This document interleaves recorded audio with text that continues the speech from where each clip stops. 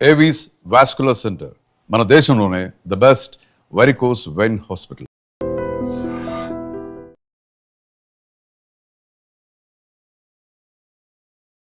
Welcome to iDream media.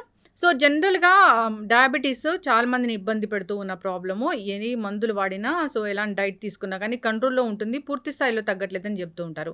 అయితే ఆయుర్వేదంలో వీటికి చాలా చక్కటి పరిష్కారం ఉంది, తగ్గించుకోవచ్చు, రివర్స్ చేసుకోవచ్చు.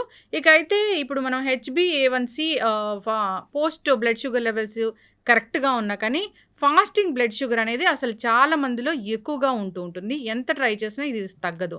ఆయుర్వేద పరంగా అది అసలు దీన్ని ఏమంటారు, ఎందుకు ఎక్కువగా ఉంటుంది, ఎలా కరెక్ట్ చేసుకోవచ్చు, పూర్తి వివరాలు తెలుసుకుందాం. మనతో పాటు ఉన్నారు ప్రముఖ ఆయుర్వేద వైద్య నిపుణులు ప్రొఫెసర్ డాక్టర్ టి వేణుగోపాలరావు గారు from Ojas ayurvedic centre, Chikkadapalli. Doctor గారు నమస్తే. ధన్వంతరి అమ్మా, నమస్కారం.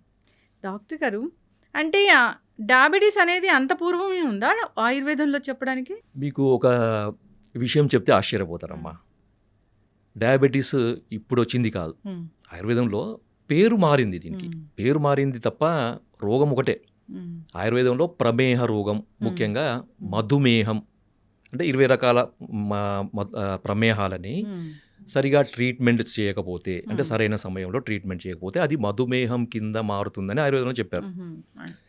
సో మనకి చరిత్రలో, మనకి పురాణాలలో కనుక చూస్తే ఒక రకంగా, అంటే ఇది ఒక వర్షన్ ఉంది, అది నిజమా కాదా నాకు కూడా తెలియదు. విఘ్నేశ్వరుడు, వినాయకుడు, the first person who detected as obese diabetes. So అందుకనే అతనికి బిల్వపత్రము, తర్వాత బిల్వపత్ర పూజ అనేది చేస్తుంటారు ఎక్కువ. తర్వాత దర్భ, గరిక. సో వీటన్నిట్లలో ప్రమేహాన్ని తగ్గించే గుణాలు ఉన్నాయన్నమాట. తర్వాత వెలగపండు, కపిత్త జంబూ ఫలసార భక్షితం ఉమాసుతం శోక వినాశకరకం అన్నారు కదా. సో ఇక్కడ శోకము అంటే రోగం, అంటే శోకము అంటే మనకు దుఃఖం కాదు, మనకి రోగానికి ఒక పర్యాయ పదము శోకం అన్నమాట. సో ఆ పరంగా చూస్తే కపిత్త జంబూఫల సారభక్షితం, ఈ రెండింటిని ఎక్కువగా ఇష్టపడి తినేవాడు. ఎందుకు? జంబూఫలం అంటే నేరేడు పండు. రీసెంట్గా కూడా, అంటే మనకి దాదాపు ఒక 20 సంవత్సరాల నుండి కూడా సైంటిఫిక్గా మనకి నేరేడు పండు అనేది షుగర్ని తగ్గిస్తుందని చాలామందికి తెలుసు. తర్వాత కపిత్త, వెలగపండు గుజ్జు, తర్వాత వెలగపండు ఆకు రసంలో కూడా షుగర్ని తగ్గించే ఔషధ గుణాలు ఉన్నాయని రీసెంట్ రీసెర్చ్లు చాలా చెప్పినాయి. కానీ వాడుకలో తక్కువగా ఉంది. వాడుకలో ఎక్కువగా ఉండేది ఏంటిది? జంబూఫలం, అంటే నేరేడు గింజల చూర్ణం అన్నమాట. ముఖ్యంగా ఇది డయాబెటీస్లో షుగర్ లెవెల్స్ ఎక్కువగా ఉండడంతో పాటు అతిమూత్రము అంటారు కదా. సో ఫ్రీక్వెంట్ యూరినేషన్ ఉండి షుగర్ లెవెల్స్ ఎక్కువగా ఉండే వాళ్ళలో నేరేడు గింజల యొక్క పొడి ప్రతిరోజు ఉదయం 1 టీ స్పూన్, మధ్యాహ్నం 1 టీ స్పూన్, రాత్రి 1 టీ స్పూన్, తినకంటే ఒక అర్ధగంట ముందు కనుక తీసుకుంటే అతిమూత్రం చాలా అద్భుతంగా తగ్గుతుంది. ఇది నేను చెప్పింది కాదు, ఇది అనుభవపూర్వకంగా మన పూర్వీకులు చెప్పింది, ప్లస్ మన గ్రంథాల్లో నిక్షిప్తం చేయబడింది. సో అంత అద్భుతమైనది. ఇంకొకటి నేరేడు, నేరేడు యొక్క ఈ గింజల చూర్ణమే కాకుండా దాని పట్ట, దాని యొక్క బెరడు పొడిని కూడా వాడతారన్నమాట కొంతమంది. సో ఆ బెరడు పొడికి కూడా ఈ షుగర్ని కంట్రోల్ చేసే యాక్టివిటీ ఉంది. అందుకని ఏంటంటే మనకి చరిత్రలో, మనకి పురాణాలలో ఒబేస్ డయాబెటిక్ మన విఘ్నేశ్వరుడు అనమాట. సో మనకి పురాణాలు, అందుకనే మనకి ఎక్కువగా పూజలో వాడే వింశతి పత్రాలు అంటారు కదా. వింశతి పత్రాలు, మనకి వింశతి పత్ర పూజ మనకు వినాయక చవితి నాడు మనం చేస్తుంటాం. దాంట్లో అర్జున పత్రము, దతుర పత్రము, బిల్వ పత్రము, తర్వాత అర్కపత్రం అని, నిర్గుండి, వేప, ఇలాంటివన్నీ కూడా మనకు చెప్పారనమాట. సో ఇది పెద్ద టాపిక్, దానికి ఒక్కొక్క దానికి ఒక్కొక్క ఇంపార్టెన్స్ ఉంది. అది మనం తర్వాత చెప్పుకోవచ్చు. మనం ఎక్కువగా ఇప్పుడు చూడాల్సింది ఏంటంటే, మీరు అడిగారు కదా, ఫాస్టింగ్ బ్లడ్ షుగర్ లెవెల్స్ ఎక్కువ ఉన్న వాళ్ళలో ఏం చేయాలి మరి కదా. సో అలోపతి పరంగా చూస్తే దీనికి రకరకాల కారణాలు వాళ్ళు చెప్తారు. ఎందుకంటే రాత్రిపూట ఎక్కువగా కార్బోహైడ్రేట్స్ ఎక్కువగా ఉండే ఆహార పదార్థాలు తీసుకోవడము, లేదంటే డాన్ ఫినామినా, తర్వాత సోమ్గాయ్ ఫినామినా అని 2 రకాలు చెప్పారు. అది డీటెయిల్గా నేను పోను వాటికి. కానీ ఆయుర్వేద పరంగా ఏం చెప్పారంటే, ఒక రకమైన అజీర్ణము దీనికి కారణము అని ఆయుర్వేదంలో చెప్పారనమాట, ఫాస్టింగ్ బ్లడ్ షుగర్ లెవెల్ పెరగడానికి. ఓకే, మనకి ఆయుర్వేదంలో 4 రకాల అజీర్ణాలు చెప్పారు. అంటే డైజెషన్ అంటే మెటబాలిజంకి సంబంధించిన వ్యాధులని అజీర్ణ వ్యాధులు అంటారనమాట. సో దాంట్లో ఆమాజీర్ణము, విదగ్ధాజీర్ణము, విష్టబ్దాజీర్ణము, రసశేషాజీర్ణము అని చెప్పారనమాట. సో ఆమాజీర్ణం అనేది కఫ వ్యాధులకు, విదగ్ధాజీర్ణం అనేది పిత్త వ్యాధులకు, విష్టబ్దాజీర్ణం అనేది వాత వ్యాధులకి మూల కారణంగా ఉంటుంది. సో 4వది రసశేష అజీర్ణం అనమాట. ఈ రసశేష అజీర్ణం అనేది ఫాస్టింగ్ బ్లడ్ షుగర్ లెవెల్స్ పెరగడానికి ఒక రకమైన కారణం. సో ఇది ఆయుర్వేద గ్రంథాల్లో చెప్పినప్పటికీ అది ఒక అంటే పూర్తిగా దాన్ని వివరంగా చెప్పలేదన్నమాట. ఒక సంక్షిప్తంగా చెప్పారు. దాన్ని డీకోడ్ చేయాల్సిన అవసరం ఉంటుంది. సో మా ఎక్స్పీరియన్స్లో మా ఒక టీమ్ ఆఫ్ ఆయుర్వేదిక్ డాక్టర్స్, ఒక సీనియర్ డాక్టర్స్ దీన్ని డీకోడ్ చేసినప్పుడు మనకు అర్థమైందనమాట. సో వేల మంది, దాదాపు రోజుకి ఒక 100 నుంచి 150 మంది డయాబెటిక్ పేషెంట్ని చూసే ఆయుర్వేద వైద్యులు ఉన్నారు మా టీంలో. సో వాళ్ళందరి యొక్క అనుభవంతో, ఏండ్ల తరబడి ఉన్న అనుభవంతో, వాళ్ళకున్న హిస్టరీని మనం పూర్తిగా దాన్ని మనము అనలైజ్ చేసినప్పుడు అర్థమైంది ఏంటంటే వాళ్ళందరిలో కామన్గా కనబడే, అంటే ఫాస్టింగ్ బ్లడ్ షుగర్ లెవెల్స్ ఎక్కువగా ఉండే పేషెంట్స్లో కామన్గా కనబడే ఒక ప్రాబ్లము అజీర్ణం. దాంట్లో ఒకటి రసశేషాజీర్ణం. సో ఈ రసశేషాజీర్ణాన్ని కరెక్షన్ చేసినప్పుడు మనము ఫాస్టింగ్ బ్లడ్ షుగర్ లెవెల్స్కి అడిషనల్గా షుగర్ను తగ్గించాల్సిన మందులు వాడే అవసరం లేకుండానే కేవలం మనకి ఇండైరెక్ట్గా ఈ అజీర్ణం తగ్గిస్తే ఆటోమేటిక్గా తగ్గిపోతుంది. సో ఇది ఆయుర్వేదంలో ఉన్న ఒక అద్భుతమైన విశేషం అన్నమాట. ఎస్.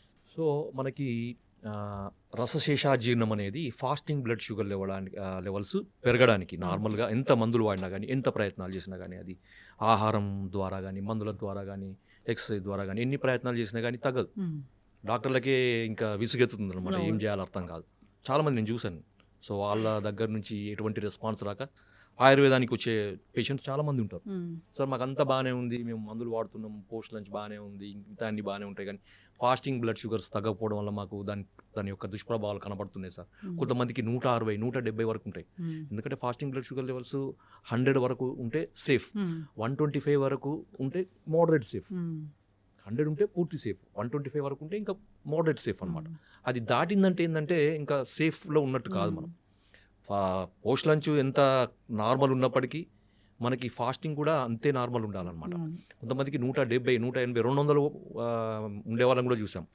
అలాంటి వాళ్ళకి ఈ అజీర్ణానికి ఇచ్చే ట్రీట్మెంట్ వల్ల మనకి అద్భుతమైన ఫలితాలు. సో సార్ మరి మీరు ఇవన్నీ చెప్తున్నారు కదా, మరి మాకు టిప్పు చెప్పలేను సార్, ఇంతసేపు మాకు ఊరిస్తున్నారు, వెయిట్ చేస్తున్నారు కదా. అంటే ఏం లేదమ్మా, దీనికి ఏం చేయండి అంటే దీన్ని పెప్పర్ మిల్క్ అంటారు. పెప్పర్ మిల్క్ మీకు ఈజీ అర్థం కావడానికి, మిరియాల పాలు. అరే మిరియాల పాలా సార్, ఏంటి మీరు అది ఏం చెప్తున్నారు సార్, ఏంటిది? అందరికీ తెలుసు మిరియాల పాలు అంటే పాలలో మిరియాలు వేసుకుని తాగడం, మిరియాల పొడి వేసుకుని తాగడం సార్. కానీ దానికి ఒక పద్ధతి ఉంటుంది కదా. మామూలుగా ఏదో దగ్గు వచ్చింది, జలుబు వచ్చింది, మిరియాలలో వేసుకుంటా, అది కాదు. మీరు ఏం చేయాలంటే ముందుగా మార్కెట్ నుంచి మిరియాలు తీసుకురండి. ఎందుకంటే దాన్ని మిరియాలని శుద్ధి చేయాలి. శుద్ధి చేయకుండా మందులకు వాడుకోవద్దు. మీరు వంటలలో వాడుకొని మీ ఇష్టం, పర్వాలేదు. కానీ మందులకు వాడేటప్పుడు, అంటే దీని కొరకు వాడుకునేటప్పుడు శుద్ధి చేయాలన్నమాట. శుద్ధి ఎందుకంటే 2 రకాల కారణాలు. ఒకటేమో దాంట్లో అడల్ట్రేషన్స్, మిరియాలలో మనకి ఈ పుప్పొడి గింజలు కూడా కలుపుతారు అనమాట. సో వాటిని తీసేయడానికి. రెండవది ఆ మిరియాలలో ఉండే తీక్ష్ణత్వం అంటారు, అది దాంట్లో ఒక ఎనర్జీ, హై ఎనర్జీని మనకి నార్మలైజ్ చేయడానికి. కొంతమందికి విదాహి అంటే మంట అదే అంత వస్తుంది కదా, అదంతా నార్మలైజ్ చేయడానికి.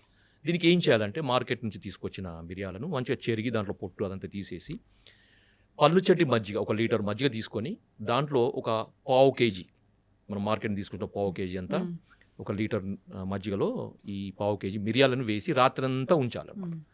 ఉదయం లేచేసరికి ఏమవుతుందంటే మనకి ఆ చచ్చులు కానీ, తర్వాత నాపాలు కానీ, అవన్నీ కూడా మనకి పైకి తేలుతాయి అన్నమాట.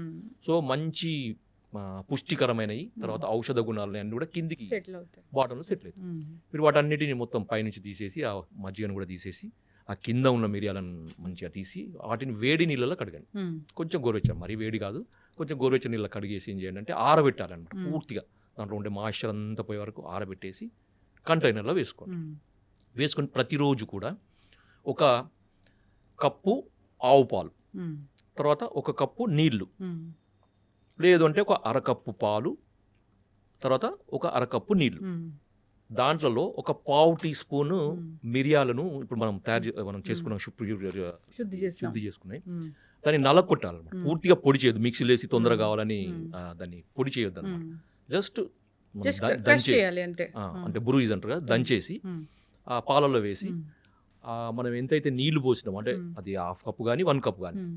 పూర్తిగా ఎగిరిపోయే వరకు, మ్మ్. పాలు మాత్రమే మిగిలే వరకు మ్మ్. ఓకే, దాన్ని మరిగిచ్చేసి వడపోసుకోండి. వడపోసుకొని గోరువెచ్చగా ఉండేటప్పుడు, లేదంటే మనం తాగగలిగేంత వేడి ఉన్నప్పుడు తాగండి. ఇది ఎప్పుడు చేయాలంటే ప్రతిరోజు ఉదయం మ్మ్. ఎంటీ స్టమక్లో చేయాలి. మ్మ్. సో కొంతమందిని నేను చూసాను, అంటే నాకు ఫీడ్బ్యాక్స్ వచ్చినాయి, అవును. మీకు తర్వాత రిపోర్ట్స్ కూడా చూపిస్తాను. ఆబ్వియస్లీ చెప్తారు కదా. సో 3 రోజులలోనే, అంటే కొంతమంది సంవత్సరాల తరబడి మ్మ్. ప్రయత్నాలు చేసిన తగ్గని ఫాస్టింగ్ బ్లడ్ షుగర్ 3 డేస్లోనే తగ్గిపోయిందని నాకు ఫోన్లో వచ్చినాయి, రిపోర్ట్స్ కూడా పంపించాను. నేనే ఆశ్చర్యపోయాను. సో ఇంత అది ఉంటుందా అని. కొంతమందికి వారం రోజులు, కొంతమంది 10 రోజులు. అంటే మ్మ్. ఈ అలోపతి మెడిసిన్స్ కంటే ఫాస్ట్గా కూడా మనకి ఫాస్టింగ్ బ్లడ్ షుగర్ లెవెల్స్ తగ్గుతాయి. మ్మ్. అంటే ఇంకొకటి ఏంటంటే అందరు అడుగుతారు, సార్ మరి ఇది తీసుకున్నప్పుడు అలోపతి మెడిసిన్ బంద్ చేయాలా? మ్మ్. లేదు, వాడాల్సింది. అది వాడుకుంటూ, మ్మ్. అది వాడినా కానీ తగ్గని పరిస్థితులు ఉన్నప్పుడు మాత్రమే ఇది అడిషనల్గా వాడండి. Yes. కానీ పూర్తిగా అది మానేసి మ్మ్. వాడకూడదు. బాగా చెప్పారు డాక్టర్ గారు. చాలా మంది అయితే అవి మానేయండి ఇవి వాడండి అంటారు. అవి మానేయండి అలోపతి మందులు మానేయండి అనగానే సో కాంప్లికేషన్స్ వచ్చి ఇబ్బంది పడిన సందర్భాలు మనం చాలా ఎన్నో ఉంటాయి. చూసాం. అది అంటే ఒక డేంజర్ పరిస్థితి. చక్కటి ఎందుకంటే మనకి information. ఇప్పుడు చూడండి, సింపుల్, ఇప్పుడు ఒక మనకి స్టేటస్, మనకి బాడీలో ఒక సమతుల్యత అనేది మందుల వల్ల ఇట్లా మెయింటైన్ అయింది. మ్మ్. ఒక 3 పిల్లర్స్ ఉన్నాయి అనుకోండి, 3 మెడిసిన్స్ మీద సపోర్ట్ మీద ఉంది మనది. సో ఆ 3 మెడిసిన్స్ ఒకటిసారి తీస్తే ఏమవుతుంది? అవును. ఒకటిసారి కొలాప్స్ అవుతుంది. మ్మ్. దానికి ఏంటంటే మనకి ఒక మెడిసిన్ తీసేయండి, మనకు ఆయుర్వేదిక్ మెడిసిన్ సపోర్ట్ ఇవ్వండి. మ్మ్. స్లోగా ఆయుర్వేదిక్ మెడిసిన్ సపోర్ట్ స్ట్రాంగ్ అయ్యే వరకు అలోపతి మెడిసిన్ ఉంచండి, తర్వాత దాన్ని తీసేయండి. అవును. సో దాని తర్వాత ఇంకొక మెడిసిన్ అవి తీయండి. వైద్యులు చెప్తా ఉంటారు. అట్లా సో ఇలాంటి ఒక్కొక్క tips medicines- ఏముంది ఇది వాడుకోవచ్చు. వాడుకోవచ్చు. మ్మ్. దీనివల్ల ఎటువంటి నష్టం లేదు. ఎందుకంటే ఇది పనిచేసే విధానం, అది పనిచేసే విధానం రెండు కూడా మ్మ్. డిఫరెంట్గానే ఉంటాయి. అవును. కాబట్టి దీనికి దానికి ఎటువంటి కాంట్రాస్ట్ ఉండదు, ఇబ్బందులు ఉండవు. మ్మ్. ఖచ్చితంగా వాడుకోవచ్చు, ఏం ప్రాబ్లం ఉండదు. చాలా చక్కగా చెప్పారు డాక్టర్ గారు. అంటే ఇది ఎందుకు వస్తుంది అంటే రూట్ కాజ్ చాలా చక్కగా చెప్పారు. మరి దాన్ని కరెక్ట్ చేయాలంటే టిప్స్ ఉన్నాయి. సో అది ఫుడ్డే. ఇప్పుడు మిరియాల పాలు అంటే ఆ పాలని ఎట్లా తయారు చేసుకోవాలనేది కూడా చాలా చక్కగా చెప్పారు. ఆ మిరియాలు తెచ్చుకోవాలి, మజ్జిగలో నానబెట్టుకోవాలి. సో పైన తేలినంత తీసేయాలి, మజ్జిగను కూడా పడేయాలి, వీటిని పొడిలాగా చేయాలి. అప్పుడు వేడి నీళ్ళలో కడిగి పొడిలాగా చేసుకొని చేసి ఆరిన తర్వాత, పూర్తిగా ఎండిన తర్వాత బాగా డ్రై అయ్యాక డ్రై అవ్వాలి, మ్మ్. లేదంటే ఫంగస్ వస్తుంది. అవును, బాగా డ్రై చేసుకొని ఆ పొడి వాడుకుంటే వాడుకోవచ్చు. సరిపోతుంది. చాలా చక్కగా. మంచి సింపుల్. ఎందుకంటే మనకి రసశేషాజీర్ణాన్ని తగ్గించగలిగే ఔషధ విలువలు ఉన్నది మనకి ఈ మిరియాలు అనమాట. Yes. మిరియాల పాలు, మ్మ్. అది ఆయుర్వేద గ్రంథాల్లో ఉంది. పెప్పర్ మిల్క్ అంటారా? Pepper milk. సో దీన్ని ఇది ఎట్లా చెప్పారంటే, ఇది రసధాతువుని మ్మ్. సరైన క్రమంలో సరిగ్గా మ్మ్. తయారయ్యేటట్టు చేస్తుంది అని ఆయుర్వేద గ్రంథాల్లో చెప్పారనమాట. మ్మ్. అంటే రసధాతువు అజీర్ణము, అంటే మెటబాలిజం, రసధాతువు యొక్క మెటబాలిజం మ్మ్. సరిగా కానప్పుడే అది ఫాస్టింగ్ బ్లడ్ షుగర్ పెరగడానికి కారణమవుతుంది. ఇది చాలా సైంటిఫిక్గా చాలా ఎక్స్ప్లెయిన్ చేయొచ్చు. ఇంకొకటి తర్వాత సార్ ఇంకా కొంచెం వీటికి అడిషనల్గా ఇంకేమైనా మెడిసిన్స్ ఉంటాయా? మ్మ్. ఇది కాకుండా ఇంకా ఉంటాయి అంటే మ్మ్. ఉంటాయి.